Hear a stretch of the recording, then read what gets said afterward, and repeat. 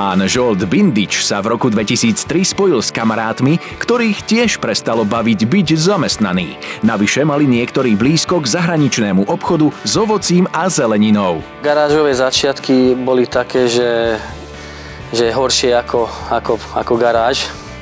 Som povedal, mali sme prenajatý jeden sklad, boli sme len 4 ako majitelia, mladí chlapci, ktorí sme tam aj robili. Manuálne pracovali naozaj usilovne, no len to nestačilo. Prvé roky práve boli o tom, aby sme tie naše obchodné kontakty a flexibilitu tým, že sme boli všetci mladí, využili a začali sme oslovať obchodné reťazce a tam sa to, dá sa povedať, začalo. Úspech priniesla dobrá znalosť podnikania v obchode s ovocím a zeleninou a tiež flexibilné reagovanie na potreby reťazcov. Tam sa nám zvyšovali tržby niekedy medziročne až o 400%, takže tam bol veľmi prudký rast. Tak taký rozvoj by mohla závidieť aj nejedna softvérová firma. Greenkop pritom navyše zarobené peniaze investoval do pestovania vlastnej zeleniny. Zrazu sme zistili, že tá domáca produkcia je žiadaná a od roku 2006 sme začali budovať skleníky.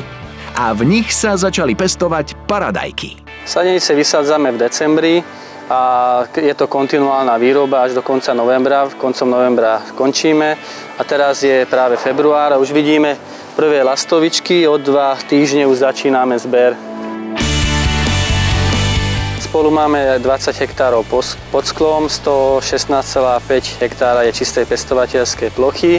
Okrem vlastnej produkcie, ktorá činí zhruba 8000 tón, balíme aj importované ovocie a zeleninu, ročne zhruba 5000 tón. Pán Bindič si pre svoje podnikanie zvolil zaujímavú právnu formu. Novodobé družstvo, ktorého členom sú ďalší prvovýrobcovia.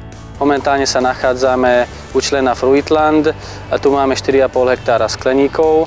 Tu pestujeme hlavne špeciálne cherry paradajky a v ostatných skleníkoch skôr bežné strapcové paradajky. Greenkop družstvo je dnes na Slovensku najväčšou výrobnou organizáciou v zeleninárskej oblasti a tak sú ich ďalšie plány pomerne smelé. Máme ambície v budúcnosti urobiť takú medzinárodnú výrobnú organizáciu. Momentálne fungujeme len ako slovenská výrobná organizácia. Skleníky majú výšku 6,5 metra.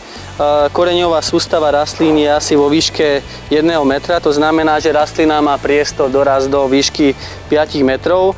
Samozrejme, rastlinu nezastavujeme po 5 metroch, ale rastie potom celý rok až do dĺžky 14 metrov. Tak také dlhé paradajky sú možno ďalším dobrým nápadom na podnikanie, najmä ak sa budú sadiť pri panelákoch a ľudia by si mohli čerstvé oberať priamo z okna.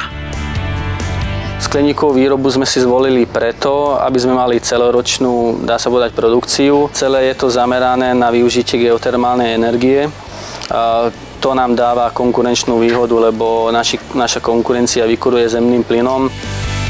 V Greenkop družstve sa však pracuje na plný plyn a atmosféra je tam naozaj dusná, veď v skleníkoch je aj v zime poriadne teplo. Zamestnanci si pritom spoluprácu, ako aj samotného šéfa, chvália. Usmiatý, ústretový, príjemný pán. Prísny? Áno. Ale ja si myslím, že pri takýchto firmách aj je potrebné, aby bol prísny. Výborný, vynikajúci človek, môžem povedať. Vlastne aj môj brat, takže to je ešte akože plus. Podnikanie ma skôr naplňa a dáva mi energiu aj pre zvyšok môjho života, čo je mimo podnikania, takže pre život s rodinou.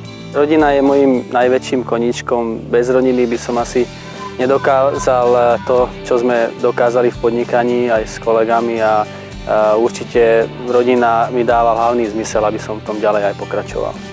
Určite si nenechám už dve veci. Jedno je čítanie a druhý je samozrejme beh. Naplňa ma to energiou, takže beh patrí k môjmu životnému štýlu. Behám 2-3 krát do týždňa asi 10 km. Najradšej behávam v noci, keď už deti spia a človek si môže dovoliť kľudne behať a rozmýšľať. Športovec, starostlivý otec a zároveň podnikateľ, ktorému vo všetkom záleží na kvalite. Taký je pán Žolt Bindič. To je pre nás priorita, aby naše produkty na pultoch, keď zákazník uvidí našu značku, tak aby vedel, že to sú bezpečné potraviny a môže si ich kúpiť pre svoju rodinu, pre svoje deti a dá sa povedať, že to je aj našou hlavnou filozofiou.